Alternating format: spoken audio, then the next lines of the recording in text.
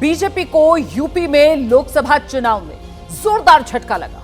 लेकिन यह झटका क्यों लगा, इसी को लेकर अब समीक्षा चल रही है। और इस समीक्षा से जो बड़ी खबरें छनकर सामने आ रही हैं, लोकसभा चुनाव में यूपी में बीजेपी के वोट एक खास पैटर्न में कम हुए। पूरब से लेकर पश्चिम तक एक विशेष पैटर्न था जिसके अंतर्गत वोटों में कमी आई, ये बात सामने आ रही है। औसतन 6 से 7% तक वोटों की कमी का एक पैटर्न दिख रहा है। हार की समीक्षा में यह बड़ा खुलासा हुआ। पार्टी की यह समीक्षा रिपोर्ट 25 जून तक सामने आ सकती है और पार्टी सभी 80 सीटों पर प्रदर्शन की समीक्षा कर रही है। इस समीक्षा में पार्टी नेताओं की 40 टीमें जुटी हुई हैं। यूपी बीजेपी अध्यक्ष के पास अयोध्या और अमेठी की समीक्षा की जिम्मेदारी है। अब तक की समीक्षा में यह खास पैटर्न है। इस खास पैटर्न में वोटों में कमी की बात सामने आ रही है और कितनी 6 से 7% वोट कम हुए हैं एक स्पेसिफिक पैटर्न के चलते।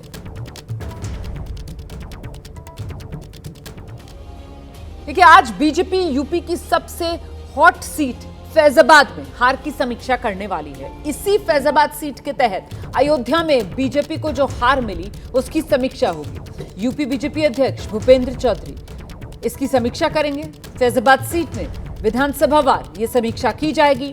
25 जून तक इसकी रिपोर्ट सामने आएगी।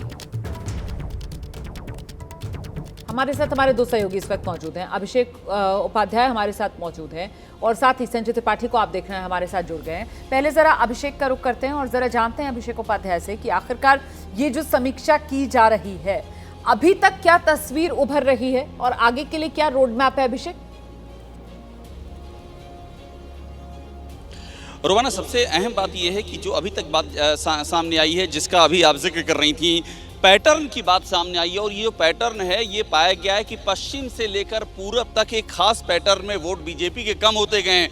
और इसको अगर और सिंप्लीफाई किया जाए तो जाति गोलबंदी एक बड़ी वजह बताई जा रही कि जाति गोलबंदी जिसकी शुरुआत पश्चिम से हुई और उसके बाद वही जाति गोलबंदी अलग अलग समुदायों, अलग अलग जातियों के रूप में वही अलग अलग जगहों पर देखा गया और उसका एक बड़ा असर पड़ा है। संविधान वाली बात अंदर तक गई है, ये भी एक बड़ी वजह। अभी तक जो रिपोर्ट में, अभी तो रिपोर्ट तैयार नहीं हुई है, लेकिन जो जानकारी मिली है तैयार करने वालों को वो मैं आपको बता रहा हूं।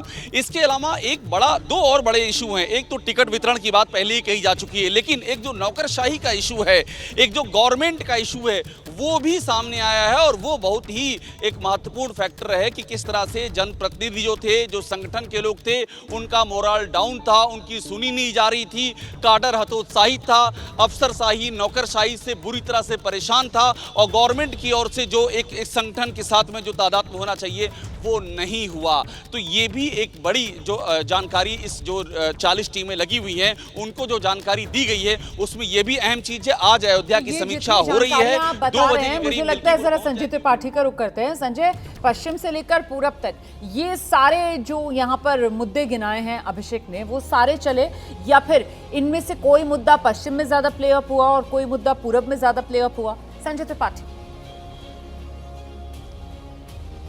बहुत सारे मुद्दे अभिषेक उपाध्याय ने बताए। अभी 1-2 मुद्दे और हैं जिनकी तरफ मैं आपका ध्यान केंद्रित करने की कोशिश करूंगा। एक तो देखिए, पेपर लीक एक बड़ा विषय था जिसको अखिलेश यादव से लेकर के समूचे विपक्ष ने बहुत पुरजोर तरीके से उठाया कि जिस तरह से पिछले कुछ वर्षों में उत्तर प्रदेश में होने वाली परीक्षाओं के पर्चे लीक हुए हैं, उनको लेकर के युवाओं में खासी नाराज़गी थी और इस नाराज़गी की जो आग थी उसको सुलगाने का काम विपक्ष ने भरपूर तरीके से किया है। चाहे वो पहला चरण हो चाहे 7वां चरण हो, अखिलेश यादव हर मंच से पर्चा लीक की बात करते रहे। इसके अलावा रिजर्वेशन का बहुत बड़ा विषय था जिसको अखिलेश यादव ने हर मंच पर उठाया कि अगर भारतीय जनता पार्टी 400+ सीटें पाती है तो वो संविधान में बदलाव कर देगी, वो आरक्षण में छेड़छाड़ कर देगी।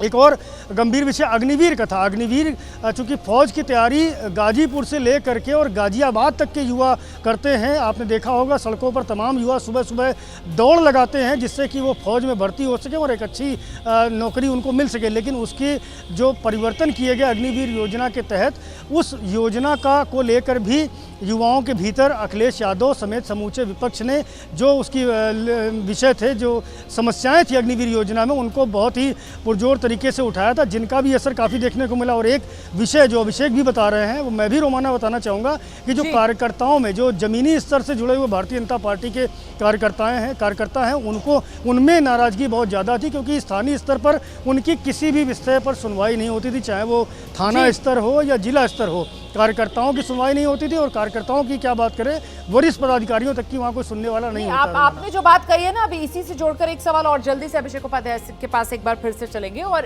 इस बीच ये 7 चरणों का चुनाव था, और चुनाव के बीच के चरणों में वो जो बीजेपी अध्यक्ष जेपी नड्डा वाला बयान आया, खासतौर से आरएसएस को लेकर कि कैसे अब बीजेपी इतनी बड़ी हो गई है कि उसको आरएसएस की जरूरत नहीं है, ये वाला फैक्टर, इसको भी काउंटिंग किया जा रहा है या नहीं अभिषेक?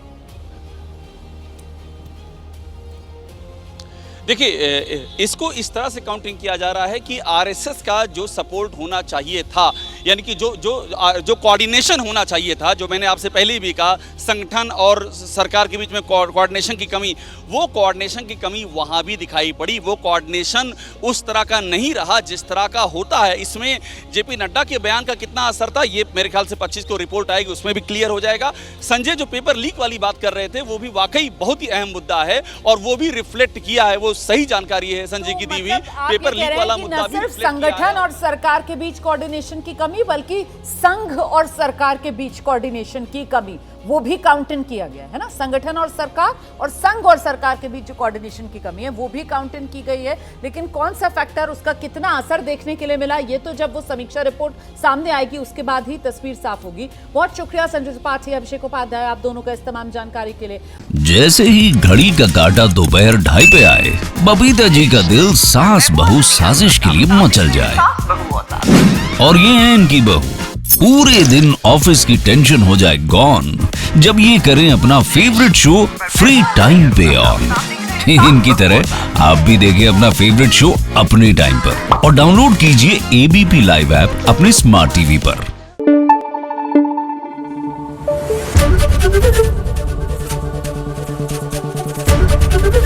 एबीपी न्यूज आपको रखे आगे।